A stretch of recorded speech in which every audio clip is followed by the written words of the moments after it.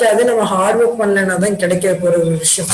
நம்ம கண்டினியூஸா hard work பண்ணோம்னாவோ, நம்மளோட ஸ்மார்ட் ஒர்க், ஹார்ட் ஒர்க், நம்மளோட எஃபர்ட்ஸை போட்டோம்னா நம்ம கன்ஃபார்ம் வின் பண்ணுவோம். அப்படி அந்த ஹார்ட் ஒர்க் குறையும் போதும், இல்லை ஏதோ ஒரு காம்படிஷன்ல நம்மளோட அதிகமா ஹார்ட் ஒர்க் பண்ணவங்க முன்னாடி போகும்போதும் நமக்கு ஃபெயிலியர்ங்கிறது ஒண்ணு இயற்கை ஏற்படக்கூடியது. அதை பத்தி பயப்படாதீங்க அப்படிங்கறத இந்த வீடியோ மூலமா சொல்லிக்கிறேன்.